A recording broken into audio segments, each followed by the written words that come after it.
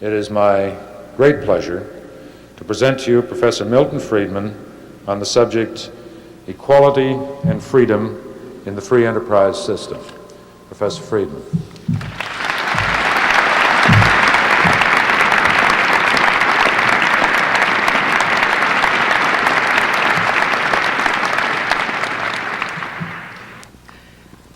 What I am going to talk to you about tonight is a topic that is of extraordinary topical importance, but also of great subtlety, philosophically and in every other way.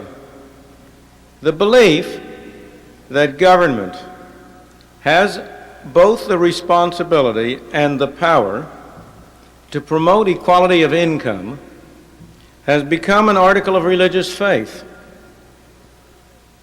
It takes about as much daring these days to question the virtues of egalitarianism as it used to take to question the virtues of motherhood. I trust that just as it no longer takes that much courage these days to question the virtues of motherhood, the time may come when an even greater degree of understanding about the problems of equality will make it less dangerous to question the virtues of the religious belief in equality. Like most religious beliefs, and the reason why it is to be called a religious belief, this one is unexamined and preached rather more than it is practiced. In this talk tonight, I want to discuss first the various meanings that are attributed to the concept of equality and the ambiguities which each of them have. Second, the relation between the value of egalitarianism or equality on the one hand and such other values as efficiency, justice, and liberty. And third, some of the facts about the distribution of income and about the effects of government measures that have been taken in the name of promoting equality. It is appropriate in this place to start with perhaps the most famous of all declarations about equality. This is in some ways the root meaning of the concept of equality.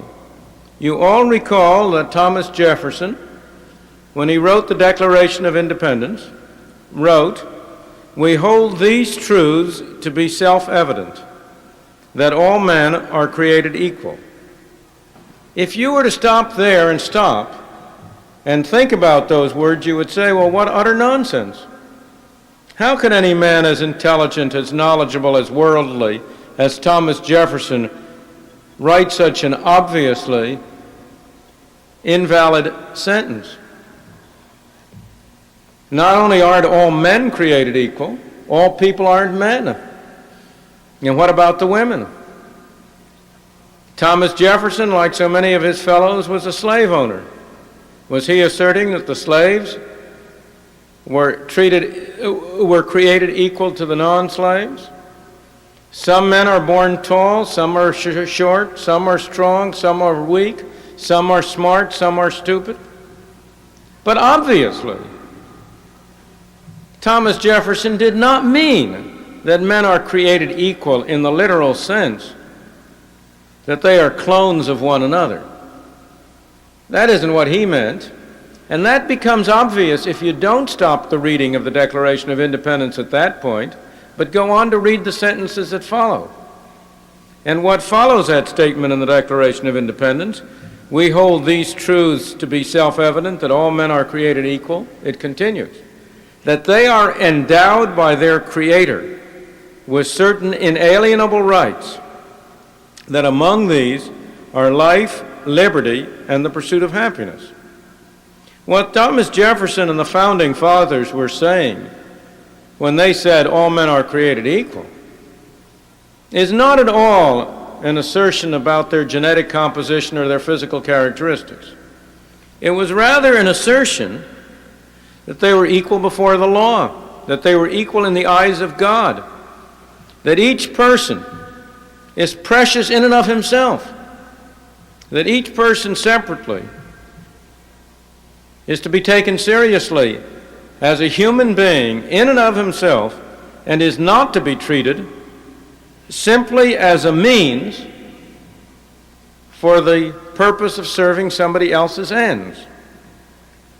Equality, even in that sense, of course, the Founding Fathers were preaching what they were not practicing, as they were well aware, because that concept of equality was, of course, inconsistent with slavery. And the working out of the logic of the Declaration of Independence ultimately had to lead to the abolition of slavery, because it did violate this fundamental concept of equality. Equality as human beings before the law and before the Creator. Now, equality of rights in this sense gets meaning precisely because people are not equal in tastes, in values, in capacities. It's precisely because people are not equal that we have to stress that people have the right to life, liberty, and the pursuit of happiness. Because people are unequal and different, each will view his happiness as lying in a different area. Each will have different values. He will hold different things high. And if each separately is to be regarded as an end in himself, it is essentially necessary that he be given the opportunity to pursue those differences and to satisfy his tastes and values and not somebody else.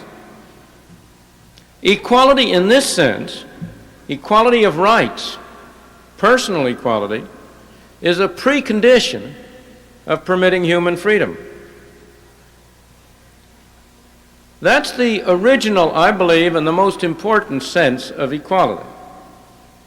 But there are two other senses which it has been given, which need attention. The second, the most widely discussed sense of equality is the notion of equality of opportunity. All of us are accustomed to saying, well, of course, men aren't equal, but they should run a fair race. We want people to have equality of opportunity. Now, in any literal sense, that's just as impossible as is physical genetic equality. I have one child who is born with sight, and another child who is born blind. What can it mean to say that they shall have equality of opportunity? Their opportunities are unequal. I have children who are born in the United States of America, a great country, a wealthy country with many openings. I have children who are born, let us say, in India, or in China, or in Russia, or in any one of a dozen other places in the world. What can it possibly mean to say that their opportunities are equal?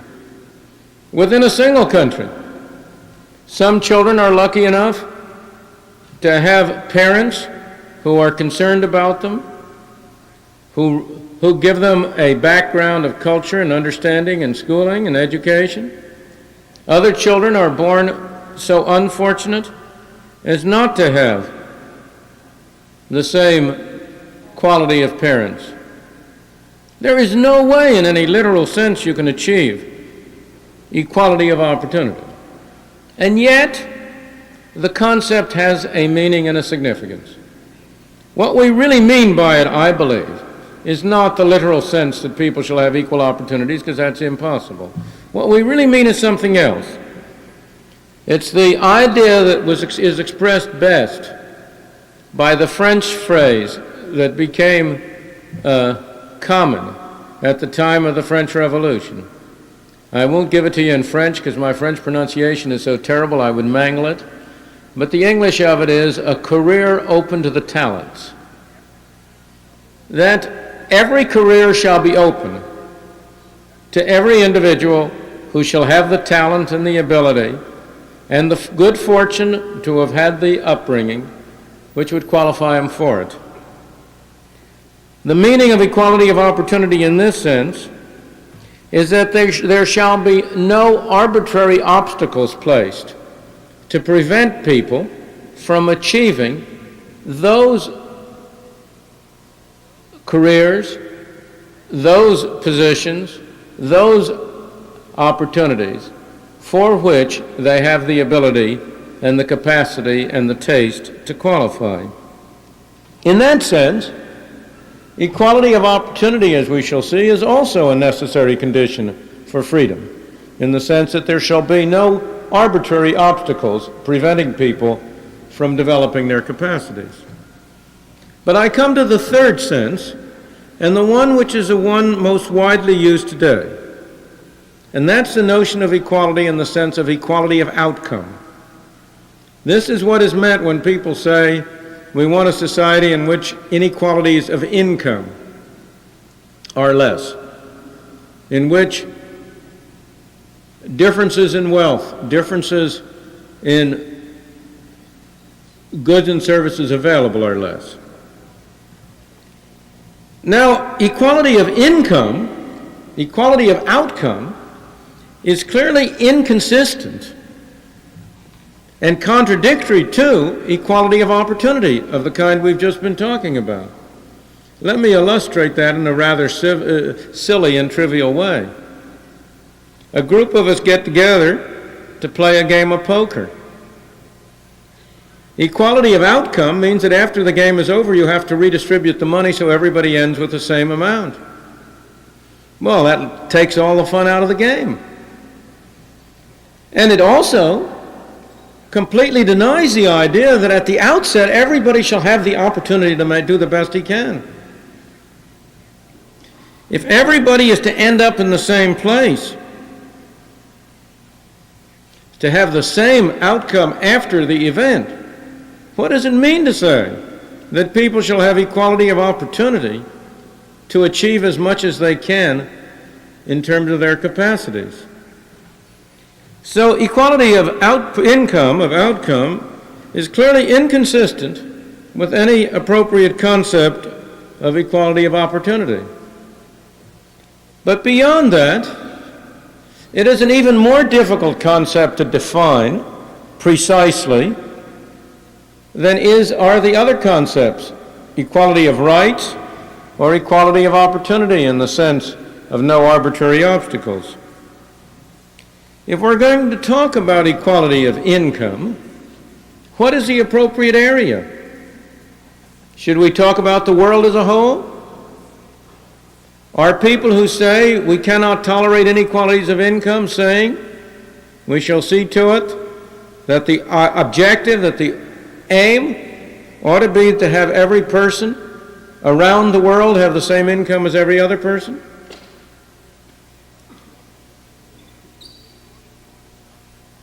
Do you want to do it if not for the world as a whole? Is it to be equality within a country, within a state, within a city, within a family? How do you know when two people have equal incomes? What does that mean? Here is one man whose tastes and preferences are to lie under a tree and enjoy himself. And he will choose a job which will give him that opportunity even though it has a much lower reward than another man who is a workaholic and wants to work hard, and besides he likes those things you can get with money. Under what circumstances do they have equal income? Are you going to say they have equal income if they have equal money? Indeed, do we not require under many, many circumstances that money income shall be different in order that the whole of people's returns be the same? I want to induce somebody to do a dirty, nasty job, and I offer somebody else a very pleasant job. Isn't it necessary in order that they shall be equally well off that the one man receive a higher income in dollars, higher money income than the other.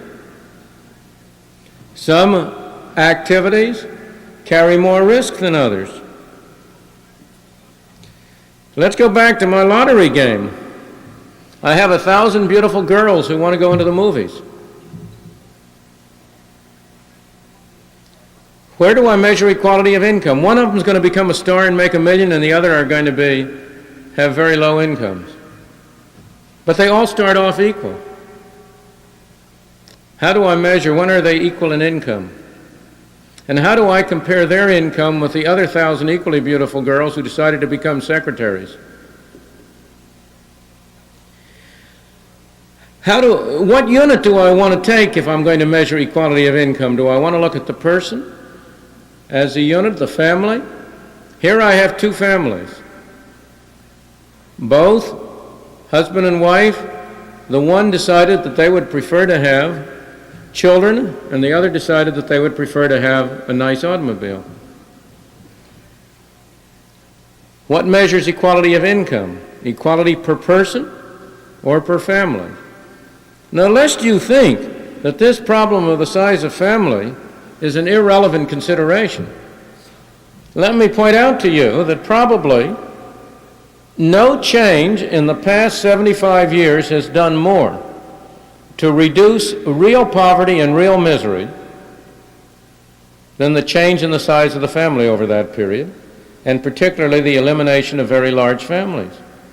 If you go back to the social surveys that were being made at the turn of the century, you will find that the real cases of poverty were the cases of families which had a very large number of families of relatively low income, which had a very large number of children. If I had two families, both had the parents and the father, let's say, in both cases had the same job, earning the same number of dollars per week, then one family might be relatively well off because it was small, while the other family was poverty-stricken because it was undesirably large. And the changing technology, which has enabled families to choose the size that they prefer and to plan their families, has probably been about more important than any other single change in the past 75 years in reducing the incidence of real poverty and misery. But the problems are only beginning. Do I want to look at the equality of incomes on a day-by-day basis, on a week-by-week basis, on a month-by-month basis, on a year-by-year basis, on a life-by-life basis? We have baseball players whose working season is very short. They only work during 5 or 6 months of the year, and then, as some of you may know, they, in many states, collect unemployment insurance in the rest of the year. Do I say that in the first 6 months of the year their income is higher than that of the people in general, and in the last 6 months it's lower? Surely I want to look at it on a year basis. But here are all you youngsters in school. If I construct the usual kind of a distribution of income on a person-by-person basis, each one of you will enter in as one at a relatively low income, along with your parents who will enter in at a relatively high income. But that's a silly comparison, because you may have a low income now, but you are destined to have a high income later on. If I'm going to make comparisons about equality of income, I surely have to make comparisons over a longer period. I may say that I am only touching the surface of all the difficulties and ambiguities involved in the concept of equality of outcome, and I do not pretend to be giving you a comprehensive survey. My purpose is very different. As I said at the outset, religious beliefs have the characteristic that they tend to be unexamined. And that is the case with this concept of equality. We have many, many people preaching the religion of equality. They haven't even thought, they haven't begun to examine what do they mean by the equality of output. What would they regard as an equal income? How would they take account of all of these different items I am talking about? I want to turn from that to the next question, the question about the relation between equality in this sense of equality of outcome and other values that we hold. Because while people might say, gee, I'd like to see a more equal distribution of incomes, we might find that lovely, we might find it pleasing. All of us will also say, but after all, we have other values. We would also like to see people have high incomes. We want not only equality, but we want an adequate level of income. And so we have to ask, how does equality relate to efficiency? We also want to have not only equality, but also justice. How does equality relate to justice? We also want to have not only equality, but human freedom. How are those related? And I want to turn now to the question of these relationships. The title that was suggested had the words free enterprise in the title. I haven't referred to that yet, but it comes into the picture at this point. If we discuss the relationship between equality and efficiency. Because the free market, a system of voluntary cooperation among people through the market, achieves efficiency in the utilization of resources only if the people who operate in that market are paid, receive a reward in accordance with their contribution to the total output. This is not the place for a full discussion of the concept of a market and of how it operates. But the key principle is very clear. The role of a market and of the price system is, first of all, to transmit information so that everybody involved in this market can know what services are valued and relatively how they are valued. That's the function, one function of prices. If the price of something rises, the price of blue jeans, that transmits information that people prefer blue jeans to other things. And that's the first role of the price system, is to transmit information.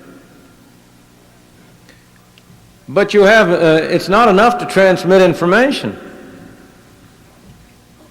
You have to be able to act in accordance with the information. And the second role of the price system is to provide an incentive to producers to act in accordance with the information. It's to enable the people, Levi Strauss, who produces the blue jeans, to say, oh, we got to produce some more blue jeans. We better buy some more material, and we better hire some more labor, and we better get more machines. And from that point of view, the role of the price system is to have them figure out the cheapest way to produce those extra blue jeans. And they do that by seeing what the price of the material and the manpower is and adding it up. But in the third place, what incentive is there for people to act on the basis of this information? The fact that they are being rewarded in accordance with what they produce.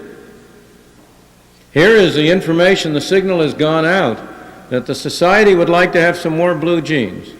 And here's a man whose greatest skill, he's very skilled in making blue jeans, but he's now perfectly happy doing something else. Why should he move? Well, the price system leads him to move. If he is rewarded, if he gets an income in accordance with the value of what he produces, in that case he can get a higher income by going and producing blue jeans than he can get by wherever he is now. So, a free market will produce efficiency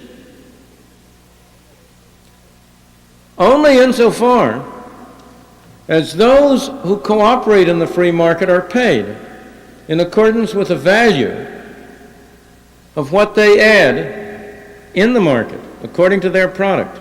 Payment in accordance with product is a principle that is absolutely essential to achieve efficiency in a free market. Now, equality and this principle of efficiency does not bear a one-way relationship. There are some measures which will promote both equality and efficiency. The concept of equality in the sense of a career open to the talents, in the sense that there shall be no obstacles, no arbitrary obstacles. The removal of such obstacles will promote both efficiency and equality.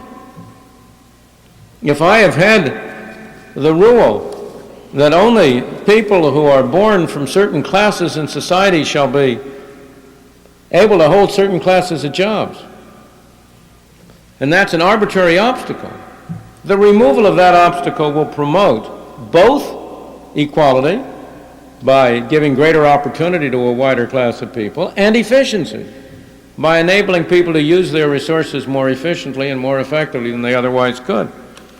But those government measures that reduce the relationship between reward and output interfere with efficiency. They destroy the incentive for people to use resources most effectively. If for every extra dollar you produce, 50 or 60 cents of it is going to Washington or to the state capitol or the city hall, well, then you don't quite have the same incentive to undertake the efforts involved to earn that. So the relationship between equality and efficiency is a complex one.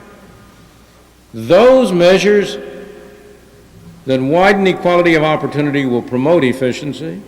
Those that introduce a difference between product and reward will reduce efficiency. The same thing is true about the relationship between equality and justice. Justice is in the eye of the beholder. There is no absolute standard of justice. There is no way to define justice. One man's notion of justice is not the same as another man's notion of justice. My great teacher, Frank Knight, used to say, he died years ago, but he was a great man, and many of us are much in his debt, and he used to say, you know what's going to destroy this world? It's going to be the search for justice. Now that seems like a paradox, but it is not a paradox at all. Because if justice were self-evident and identical to everybody, there would be no problem. But the point is that if I am going to put justice above everything, then the only way that can work out is through a war among alternative meanings of justice. It's almost impossible to agree about justice, but you can come closer to agreeing about what is clear injustice. And here it's easier to agree about how to avoid clear injustice. And here, equality of treatment, equality of outcome, is sometimes required in order to avoid injustice. It is unjust for two people who are essentially in the same position to be treated differently. Equals should be treated equally. And that kind of injustice can only be avoided by equality. However, equality may also conflict. It is unjust if a thief and his victim are treated equally. Unequal treatment is needed for justice. It is unjust for a lazy man and a hard worker to be rewarded equally. Justice there requires difference. But the most important conflict, and the one I really want to stress, because I believe it is a fundamental one, is the conflict between equality and liberty, or the possible conflict. Here again, as I say, equality in the sense of no arbitrary obstacles. Equality in the sense of equality before the law, in Thomas Jefferson's sense, is a precondition for freedom and liberty. But imposed equality of outcome clearly conflicts with liberty. You can bring that out most clearly by taking the extreme case. Suppose everybody was going to end up having the same amount of goods and services regardless what happened. Everybody was going to have the same amount of food, the same amount of clothing, the same amount of housing. How would it be decided who would do what work? How do you, under those circumstances, allocate jobs? Who sweeps the streets? Who directs the traffic? Who teaches the classes? Who flies the airplanes? If everybody's going to end up being exactly equal, you're not going to have very many volunteers for sweeping streets. And I suspect there might be one or two other jobs for which you would not have many volunteers.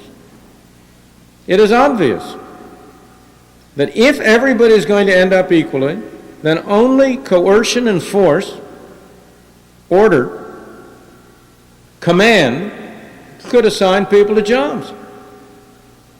But then what happens to the equality you started with? Is the man who gives orders equal to the man who takes the orders? Are you not in that wonderful position that George Orwell described so well in Animal Farm, in which everybody is equal, but some are more equal than others? Perfect equality is a myth. And if you could conceive of it in any way, it would be utterly inconsistent with liberty. But we don't have to go to that extreme case.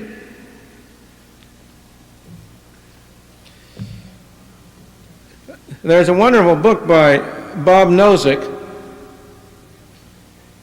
which deals with the case of equality and anarchy. And he gives a simple example to illustrate this point that I think is very effective. He says, let's suppose hypothetically we started out with a situation in which everybody was absolutely equal in terms of income. Everybody had the same number of dollars of income, and for a moment we begged the question of who does what.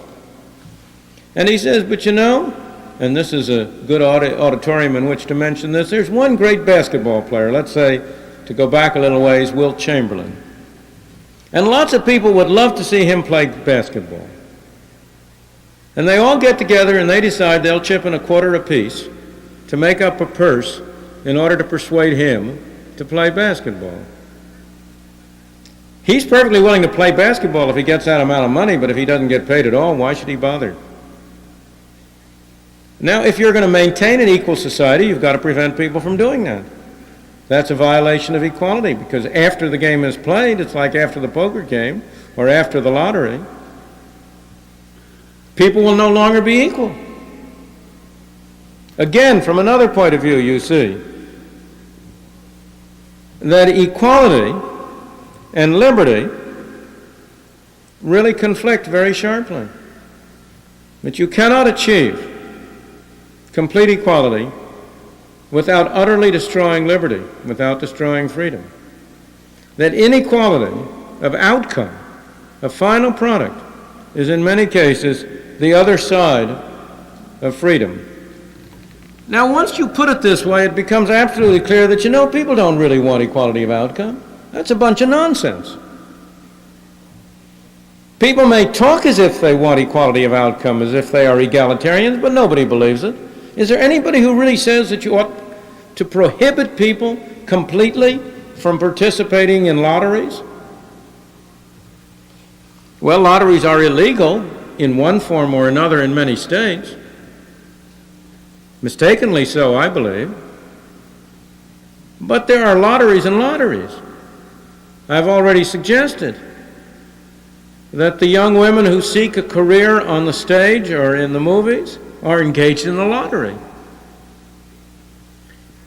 People who go into a business which may yield them a lot of money or in which they may go broke, they're engaged in a lottery. People who buy stocks in the New York Stock Exchange are engaged in a lottery. Some people are going to win, some are going to lose. And everybody goes in with his eyes open, knowing he may win or he may lose, of course.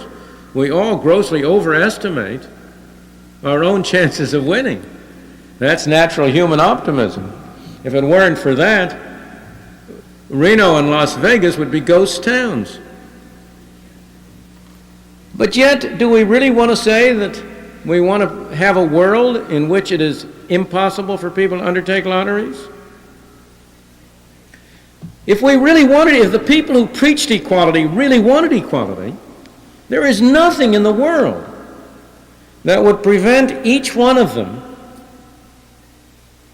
achieving the objective himself. If he thinks you ought to have equality in the country as a whole, the statistics are available for him to figure out the average income every man in the country has, on the average. And if he has more than that, for him to take the excess and distribute it. He will be achieving equality. He will be making his own contribution to equality. If he believes that what you ought to have is equality world over, well, then he could keep $75 or $100 or $200 a year for himself and give the rest around the world to deserving objects of charity. Indeed, the thing that impresses me most about the people who preach equality is that the new class that is the most ardent, that are the most ardent preachers of equality, aren't doing badly for themselves in this unequal world.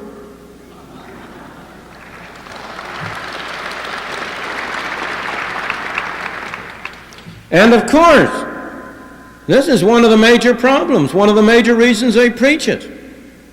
Because the doctrine of equality has proved a very potent means for producing good jobs.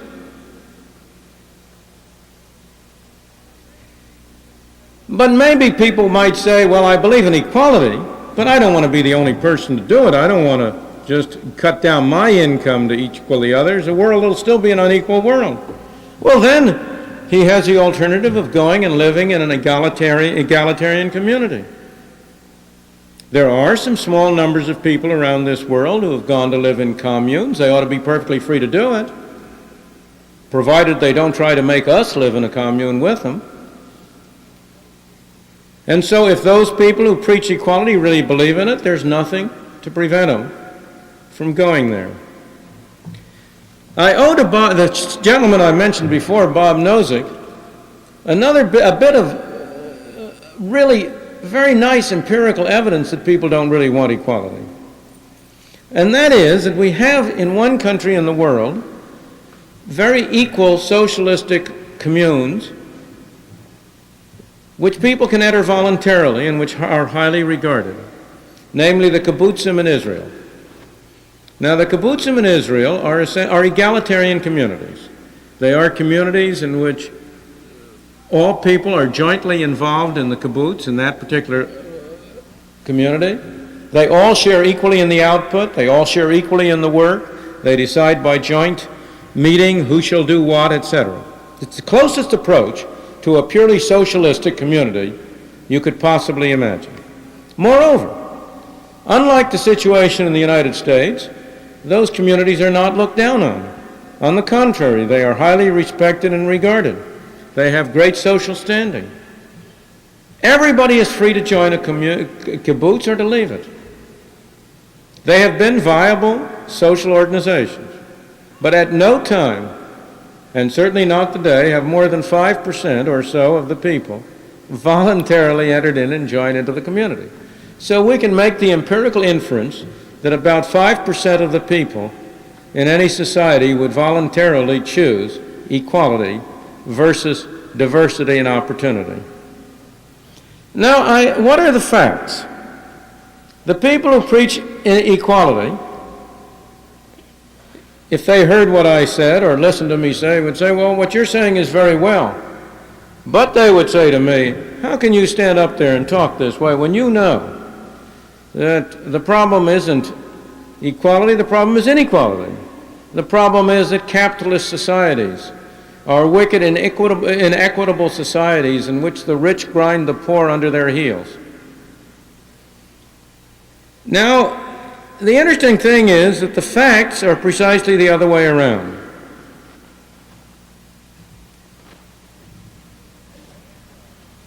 The facts are that free market, competitive capitalist societies produce less inequality than any other societies in the world.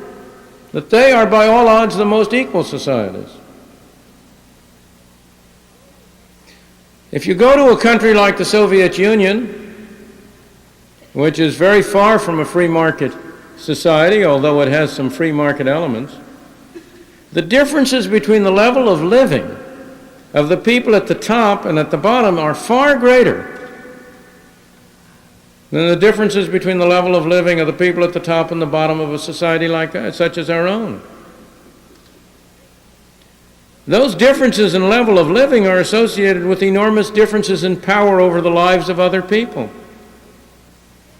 But forget about those differences in power, forget about the restraints on liberty, just look in terms of the way in which they live. Read a book like Hedrick Smith's book on the Russians, about the difference between the standard of life of the privileged upper classes and of the great masses. And if you don't want to do that, look at the statistics. The income of a foreman in a Russian factory is higher relative to the income of an ordinary worker than the income of a foreman in the United States in an American factory. If you look in a country like the United States, and you look at these statistical distributions of income that are put out, that 10% of the people at the top get 30% of the income and 10% of the people at the bottom get 2% of the income, and you look underneath that to the basic elements that account for that inequality, you will find that most measured inequality in the United States is due to things like differences in age, differences in family size, differences in level of education. If you eliminate these sources of differences among people, you account for the greater part of the differences. Moreover, the more successful a capitalist society is, the better. Industrial development, mechanical improvement, all of the great wonders of the modern age have done relatively little for the people at the very top of the income scale. Modern plumbing didn't mean a thing to the really wealthy people in ancient Rome. They had running water. It was carried in the hands of servants, but it was running. It didn't do them any good to be able to turn a tap. Television, radio that has brought what some people regard as entertainment to millions of others. The patricians in Roman society, they could get the best artists in their society to come into their homes for them. No, the great achievements and improvements of Western capitalism have redounded primarily to the benefit of the ordinary man on the street. They have primarily made available to the masses the luxuries that before that were available only to the classes.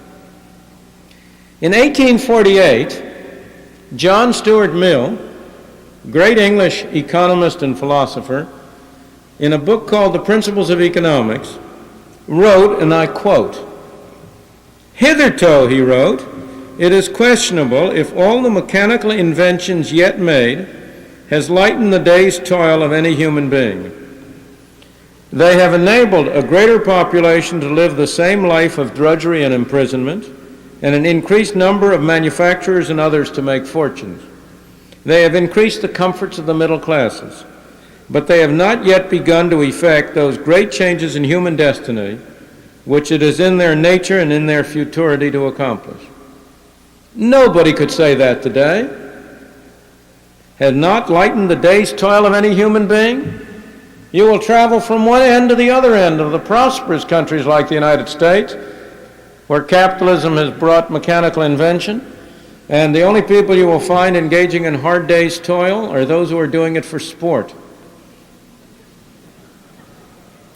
If you want to find people really working hard, you have to go to the countries where capitalism has not yet come, to the backward countries. You have to go to places where people are still breaking the ground with a pick. They are still doing it. I go back to Thomas Jefferson, whom I started with. I once went through Monticello, his estate here near Charlottesville, and in going through Monticello, the guide tells you how many household servants he had. I took that figure and I used it to estimate how much a person would have to spend today to be able to command the full-time services of as many people as Thomas Jefferson commanded for his consumption. I don't mean directly in having people around the house, but after all, if I buy a suit, somebody has worked to make that. That's the equivalent of so many days' services. And so I said, take the total amount of consumption divided by the average wages of a man, and that's the number of men that a man commands. Now, Thomas Jefferson was a well-to-do man, but he wasn't one of the most wealthy men of his times. He was upper middle class, lower upper class. There were many people like him. I no longer remember the exact number, but I remember that I calculated that for a person today to be able to command the services of as many people as he did, he would have to be able to spend on consumption something like $3 million a year. Now, the proportion of the American population that can do that is minuscule compared to the fraction of the people in Thomas Jefferson's day who were of his level of well-being. The fact is that there has been an enormous increase in equality in the United States, primarily as a result of free market capitalism. Of course, you will say to me, but what are you talking about? We haven't had free market capitalism. The government has been playing an increasing role in the last 50 years. All of these improvements you're talking about are attributable to the wise and beneficent intervention of the government in evening out the extremes of the income distribution. What about that? Well, I believe the situation is exactly the opposite. That government intervention has been a major source of inequality at both ends of the income scale. If I ask today, what are the major sources of poverty for the disadvantaged in this country? If you examine that question, you will find that the major sources, the major creator of poverty has been the U.S. government and local governments. If I take the class that is most noted, that we are likely to talk about, in what respect are the poor in the center ghettos of our big cities most disadvantaged? In what respect are the poor blacks worst off? There is no doubt what the answer is. The respect they are most disadvantaged is in the kind of schooling they can get. Why? Because the schools are run by the government. First of all, we give them a whammy in not letting them get decent training to have skills to work, and then we say, you don't have good skills, you aren't worth much in the marketplace. We want to make sure you are really not getting jobs, and so we will impose a minimum wage rate that will make sure that you're not worth anybody's while to hire. The minimum wage rate is the most anti-Negro law on the books of the United States, in my opinion, because it requires an employer to discriminate against anybody who has low skills. So our government schools give them low skills, and our government minimum wage laws deny them a job to get on-the-job training. Our government laws promote and defend the restrictive practices of trade unions, which have been another source of reduced opportunity to improve their lot on the part of low-income groups. We have a welfare system in the United States which has encouraged people to stay in the area of poverty, to become poor and to stay poor. The alleged intentions are excellent, but the actual outcome is very different from the intentions. So on the one end, governmental programs, many enacted in the name of helping the poor, have in fact been a source of poverty for the disadvantaged. At the other end, a major source of great wealth has been special government privilege. You know, if you will pardon me for touching on high and mighty subjects, there was a president of the United States who was able to retire after the end of his term to a very high income level on the basis of a family fortune founded upon the possession of a number of TV licenses. There have been very few, it's not an accident that some of the great fortunes in this country in the past 30 or 40 years have been made either in the radio and television field or in the field of oil. Because those are both areas in which the government has been granting special privilege, in the one case in the form of licenses for TV and radio stations given without charge, in the other case in the early days in the form of percentage depletion, of state pro-rationing boards, of oil import quotas, more recently in the form of entitlements, subsidies for the import of oil, and so on. If we look beyond the United States, if you go to the poorer countries of the world, to the underdeveloped countries, fortunes in those underdeveloped countries in the past decades have been primarily made through having import permits from the government privilege. So government intervention, in my opinion, has been a source of less equality, not of more. What's true of these specific measures may well be true of government redistribution via taxes. It may well be true of what we call, erroneously, our progressive income tax system. It's a system which has highly graduated rates, but which is full of special provisions so that people who are otherwise in the same position may pay vastly different taxes. It's a source of inequality and not of equality. In general, our government policies for redistribution via taxes bring back to mind the wonderful comment a century ago by William Graham Sumner in his essay on the Forgotten Man. Do you remember his comment about the society in which A and B get together to decide what C shall do for D? That's what happens here. A and B get together and decide what C, the taxpayer, the forgotten man in Sumner's account, shall do for D, the recipient. Except, somehow a little bit of that money seems to slip off on A and B on the way. Most government measures that have been enacted in the name of equality, in fact, end up benefiting people like you and me in the middle and upper income classes. We are the A's and B's who try to impose on the C's burdens to help the D's, but we get our share in the way. I believe along these lines that if one goes through the discussion of egalitarianism and equality of outcome, the conclusion you come to, or that I come to, is the importance of distinguishing between two very different things. One is for 90% of us to decide that we are willing to tax ourselves to help the unfortunate 10%, to relieve distress and assure that nobody is in misery. That's one thing.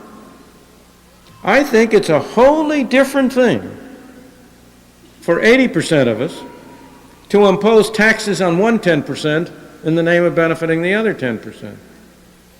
I think it's a wholly different thing for any majority of us to redistribute income between one group and another, not to relieve misery, not to finance necessary projects, but simply because, as many of the proponents of equality will say, they find inequality unlovely. The redistribution of income, the taking from some to give to others, in order to achieve some kind of an abstract concept of equality, is comparable to cutting down the high trees in a forest to the same level as a low tree so that no tree shall stand above any other. And it seems to me wholly unjustified.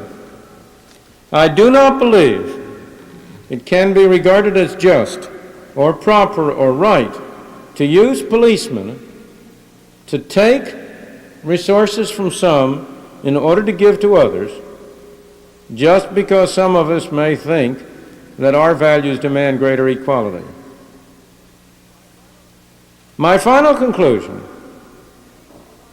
Any society that puts equality ahead of freedom will end up with neither equality nor freedom. Any society that puts equality before freedom will end up with neither. On the other hand, a society that puts freedom first will, as a happy byproduct, end up both with greater freedom and greater equality. It will be a byproduct, but it will not be an accident. It will not be an accident because a free society releases the energies and the abilities of people to pursue their own objectives. It thus prevents some people from arbitrarily holding down other people. It thus prevents people from achieving positions of privilege and maintaining it permanently. So a society that puts freedom first will by no accident, but as a happy byproduct, achieve, in my opinion, both greater freedom and greater equality. Thank you.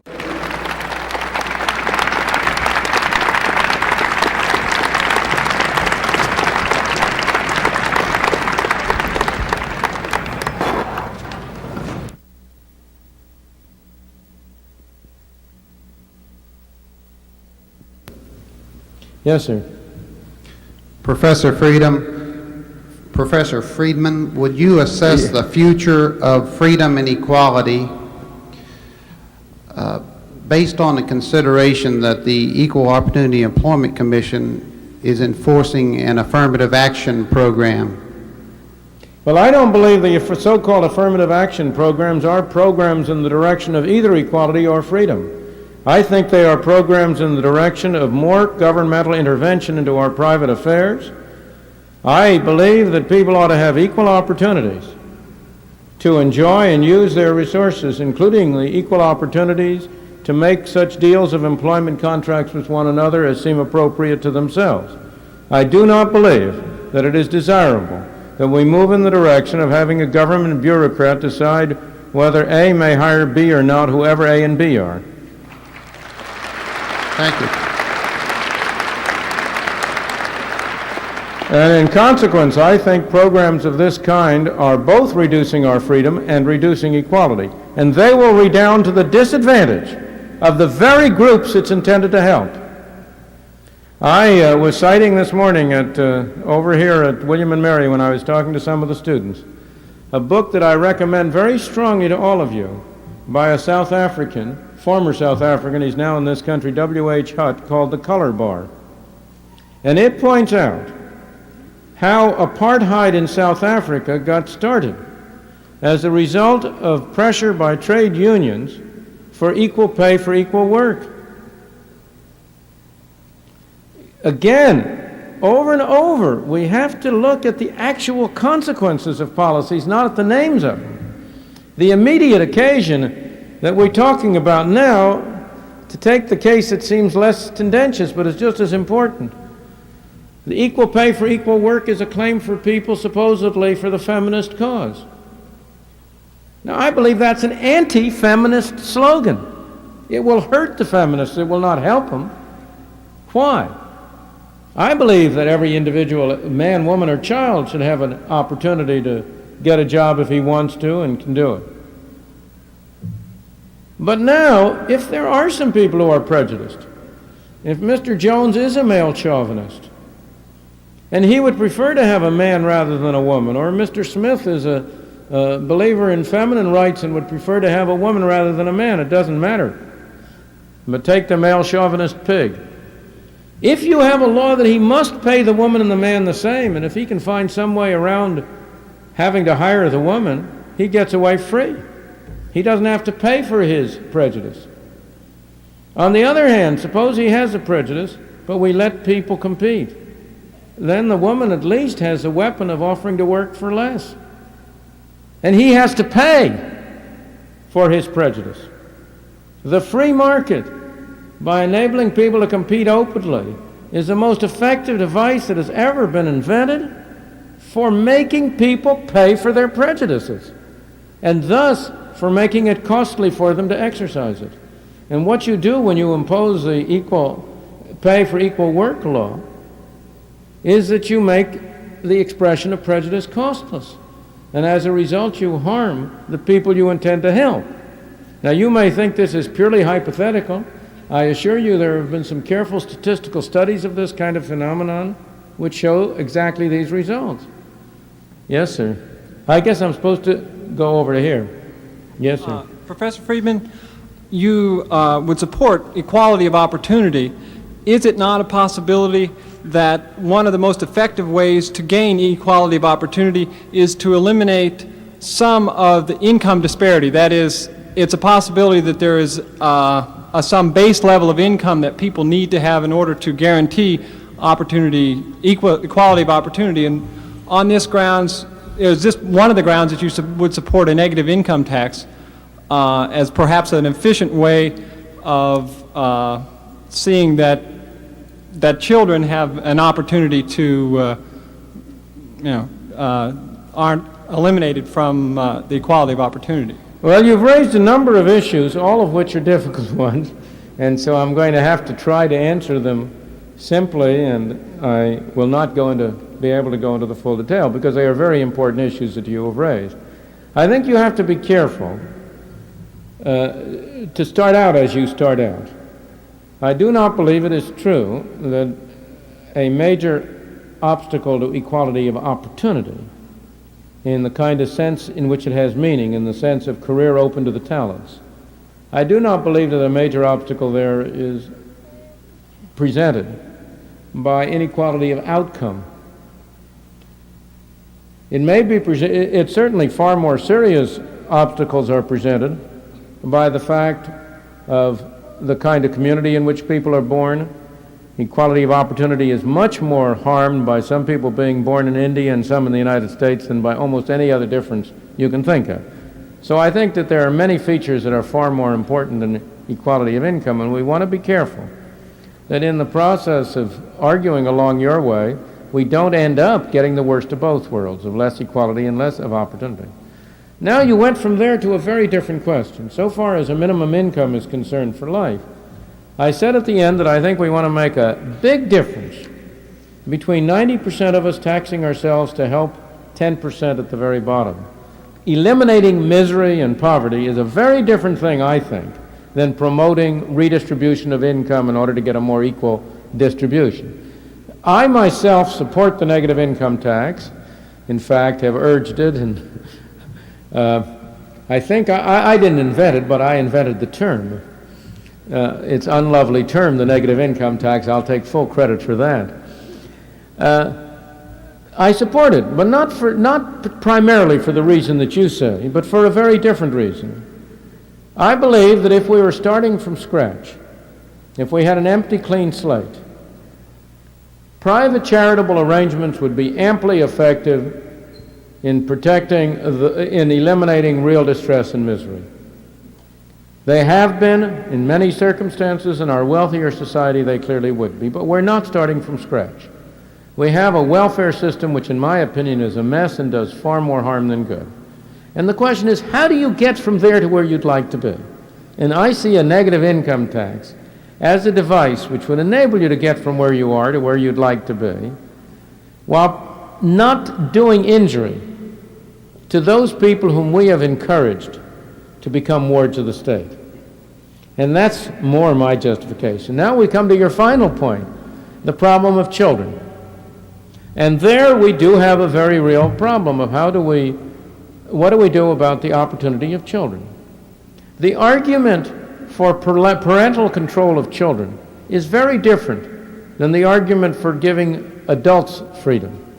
It is that we believe that in our society, in almost any society, parents will have greater interest and greater concern about their children than any other group. We speak of our society as an individual society. It is not. It's a family society. The fundamental unit of our society is a family. It is the interest in the family that gives people an incentive to work, to save, to slave, to make sacrifices. It's the interest in the family that gives parents the incentive to provide their children with better opportunities than they themselves had. So that I believe that primary responsibility in the parent is essential if we're going to maintain a decent society. Indeed, I want to point out to you that every dogmatic proponent of equality has been in favor of destroying the family. If you look at the literature, the really dedicated egalitarians have all protested against the family. They want to get the children out of the home at an early age, put them into community nurseries, raise them all the same, and so on. Why? Because the family is the true cement of the society. It's the true unit. So, and yet, I agree that when it comes to it, we cannot avoid having to say, in the case of parents who neglect or mistreat or do not provide their children with some opportunity, we must retain as a final resort on the part of the state the right to step in as surrogate parents. Now, I think that we should not defend that in terms of equality, but we should defend that much more in Thomas Jefferson terms, in terms of the right to life, liberty, and the pursuit of happiness of every individual. Thank you. Yes, Sir. Dr. Friedman. I have two short questions. National I Review. hope they permit short answers. Last week's National Review ran an article on the income tax rates in the United States in which they said that the top 50% of the taxpayers in the U.S. are paying 92 or 93% of the total taxes. I'd like you to comment on that. And also, has anyone ever done a study as to the volume of and the effect of counterfeiting on the money supply? The second question I can answer very quickly, no. No way you can do it. The successful counterfeiter you're never going to catch. Of course, the biggest counterfeit of all is you and me, in our capacity as citizens, instructing our fellows down in Washington to turn that printing press. There's a real counterfeiting. And we have done studies of that, legal counterfeiting. But illegal counterfeiting, no. On the first question, there is no doubt that our current personal income tax is highly graduated, and that people with high incomes on the average contribute a lot larger fraction of total taxes than people with low incomes. No doubt. But those figures are extremely misleading because they understate the burden on upper income classes. Why? Because they deal with the money paid over to the government. But part of the cost of the tax system are the costs that people incur in order not to pay money to the taxpayers. We have thousands of high-paid accountants and lawyers who would be in different professions if it were not for the fact that there are the kinds of income taxes that there are now. There is no difficulty in knowing how to cut tax rates while letting the government have more revenue and letting people pay less. My favorite scheme, which hasn't got a chance of a snowball in the nether regions of being adopted, my favorite scheme is simply to leave the income tax law just where it is, but make the highest rate 25% instead of going up to the 70% it now goes up to. Don't say that. Because you will not bring the appropriate political pressure on your congressman to pass it. Now that simple change, why would that, you ask me, how can it be lowering rates will give more revenue? The answer is very simple. At a 25% top rate, it wouldn't pay people to spend the amount of money they now pay to get around paying taxes. Why pay 50 cents on a dollar for a tax shelter if it's only going to save you 25 cents in taxes? Over and above the revenue which the government gets, there is an enormous cost to taxpayers of compliance. By substituting a top rate of 25% for the present top rate, I can guarantee you that anybody who will sit down with me for 15 minutes with the numbers will be persuaded that the government would take in more revenue. No other change in the law, and yet there isn't a chance of passing it. Why? Because if you passed it, what would the congressman have to sell? What would tax lawyers and accountants have to sell? You may think that's a joke. It isn't. It's serious, and it's a real reason you won't get it done. Thank you. Yes, Professor. Would it be wise for the U.S. to reduce or eliminate its national debt, or better to keep it at a fixed percentage of the gross national product, on average varying the percentage temporarily during periods the economy needs to be stimulated or dampened? Well, you've asked two different questions. First place, we have been reducing sharply the ratio of the national debt to national income. The national debt is decidedly lower today than it was 40 years ago, 30 years ago. How has that been achieved? How can it be that every year we've run deficits and yet the national debt goes down as a percentage of income? Because we've been paying off the debt with funny money. We've been paying it off through inflation. And we've been inflating the income level while the funded national debt, we have been selling government securities and government bonds to people and making them pay for the privilege of lending to the government. I never tire of pointing out that the government savings bonds and government long-term bonds have been a snare and a delusion to anybody who has been foolish enough to buy them, that people buy them and get back in purchasing power less than what they originally paid for them, and to add insult to injury, have to pay taxes on the alleged interest that they receive. So that's how we've been paying off the national debt. Now, however, that's really misleading, because that's not what the national debt really is. That's the funded national debt that you're referring to. We also have an unfunded national debt. That is to say, the U.S. government, particularly under Social Security, but also under various other future promises, railroad retirement, civil service pensions and the like, has promised to make payments in the future to a far greater extent than the taxes which those same programs are now scheduled to yield.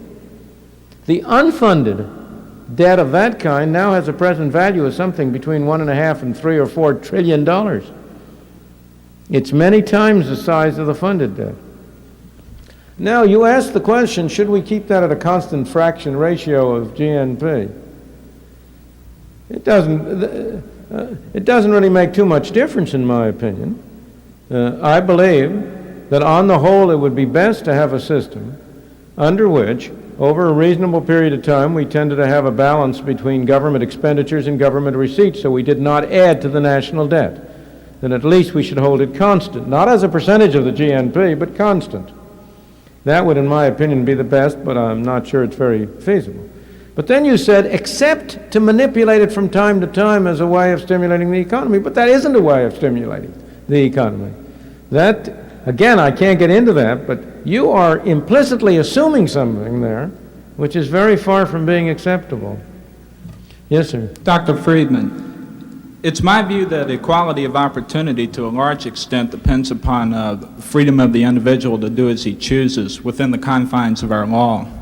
And within the past 50 years or so, it seems as though the government is taking a larger role in our lives, regulating more and more, or if you will, taking on more and more the characteristics of a welfare state. And what I was wondering is, as people become more dependent upon the government for benefits, they tend to lose their freedom of choice. Assuming this trend will continue, what do you see in the future to protect the individual liberties of our people?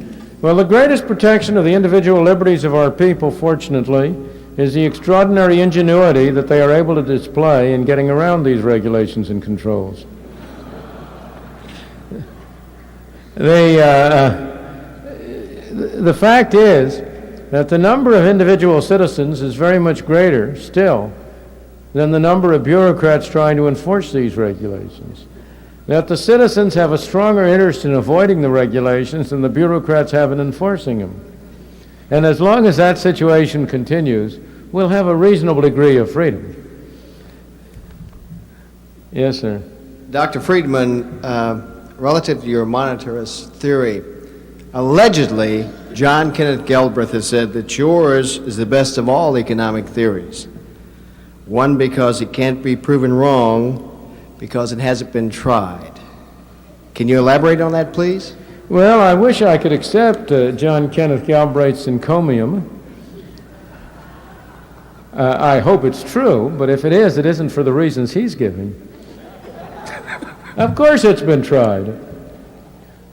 There's a great confusion in this area. What we are asking a question is whether certain relationships that are asserted to hold do hold.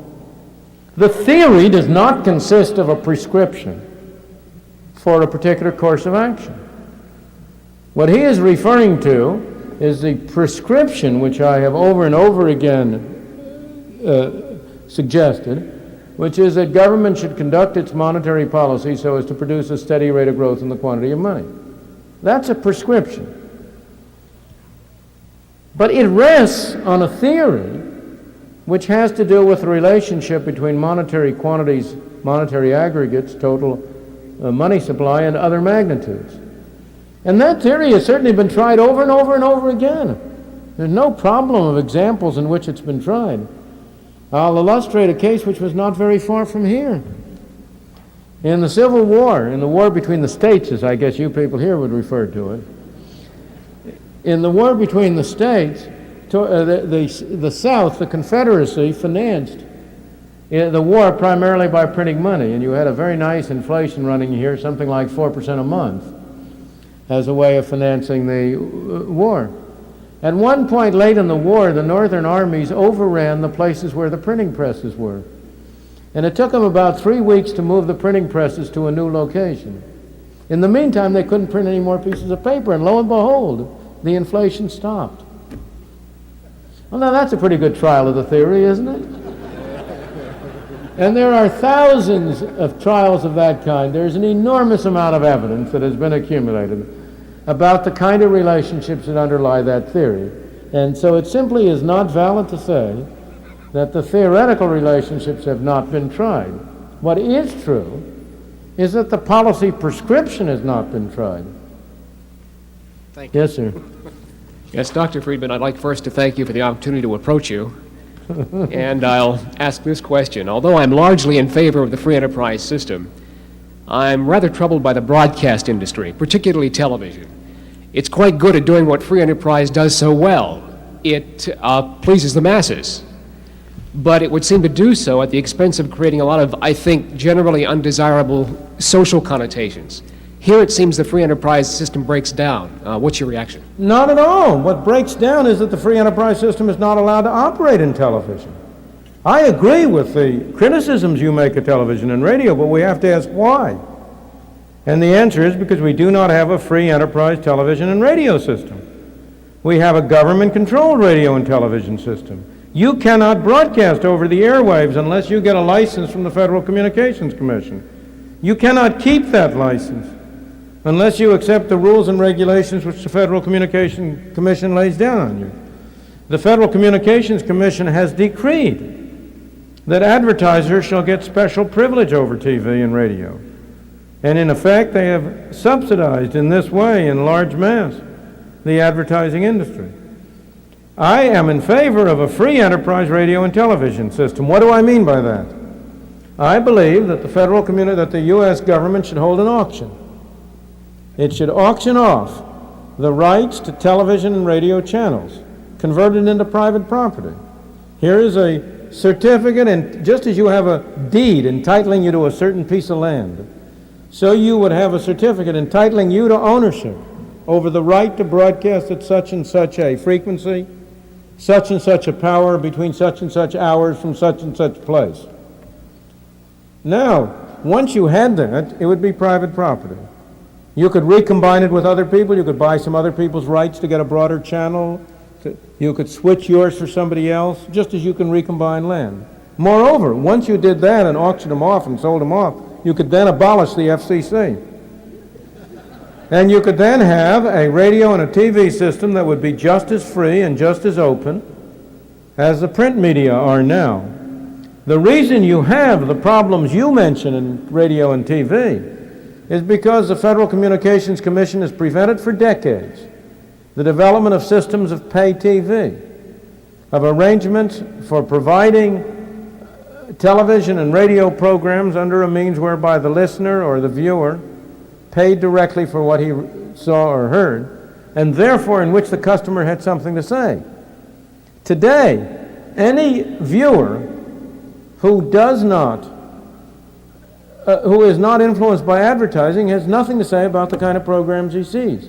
If you want to see if you want to see the difference between a true free enterprise system and a fake system which is controlled by the government, let your imagination run to what would happen to the print media if you use the same principles there that you use on radio and TV. Suppose you were to pass a law saying that no printed matter can be distributed except free of charge, that you cannot charge anybody for print media.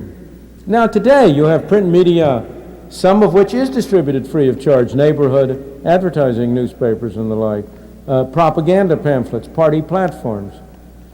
You also have print media in which there's a lot of advertising and maybe what you pay for it is half of what it costs to produce. You also have print media in which you pay the whole cost, books and the like. So if everything had to be distributed away free, it would all have to be financed by advertising, and you would have the same kind of wasteland in print media that you now have in television and radio. Because the only kind of thing that would pay people to distribute with advertising would be things which had a mass market and which were very cheap. So the problem in radio and television is not that free enterprise isn't producing what we would expect of it. It is that we don't permit free enterprise to operate. Now that monopoly, that situation is going to be broken. It's going to be broken, in my opinion, by the entrance of the cassette recorder, the Betamax and the like, under which it will be possible to have libraries of video cassettes that can be rented out and sold out, and that's going to enable you for the first time to make effective use of this medium. Okay, it's all right, just say it over. Can you hear me? Okay. Yes. I find the idea that paying a group lower wages is a way to make an employer pay for his prejudices unclear. His implied payment is a degree of discomfort, which it would seem becomes manageable in view of the higher profits afforded. Could you clarify? Of course, I'll be glad to. He doesn't get any higher profits. He gets driven out of business if he insists on behaving the way you're talking about. Because there'll be some other fellow there who will be willing to take advantage of those people who are available. And that other fellow will be able to undercut the first fellow. Most employers who discriminate on irrelevant grounds are not expressing their own tastes. They're transmitting the tastes of their customers. An employer who deliberately chooses less productive people or more expensive people in place of less productive because he has tastes in that way is going to be at a competitive disadvantage in the market. His costs will be higher than the other fellow's costs. And as a result, he will tend to be driven out of business. I don't mean to imply he would employ less competent workers. The workers might be equally as competent. They're women or blacks or any other group that works for lower wages. But if they work for lower wages and he refuses to hire them, I mean, go back. Let's see what's involved. If they're equally competent, then other people will have an incentive to hire them away and pay them higher wages, won't they? Unless everybody shares the prejudice. If there is anybody who is unprejudiced, they can hire them away and do a better job. But suppose for a moment that they're not equally competent. Suppose they really aren't as productive. Then whom are you benefiting by forcing him to pay them the same wages? You're hurting them, you're hurting him. He's going to be out of business, they're going to be out of jobs. Now, how do we know which are equally competent or not? How do we decide that? You're back in the dilemma that who's going to make the judgment? In a free market, we each make our own judgment, and if we don't interfere with it, anybody who lets irrelevant considerations enter in is going to pay for it. Because he won't be hiring the most efficient, the most competent, the cheapest groups. Let me go back to some stories along these lines that are interesting.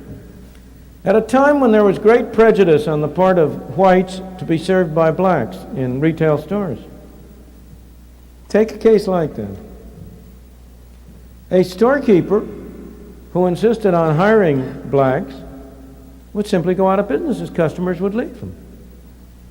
At that time, what happened? Businessmen tried to arrange things so as to have as few people in front as possible and as many people behind the back as possible, And you had them using the blacks who were disadvantaged behind because that was a cheaper thing to do. They were working their hardest to eliminate the effects of prejudice. Now, if you say they've got to pay the same price to everybody, regardless of anything, there's no incentive on them to work hard to remove the effects of prejudice.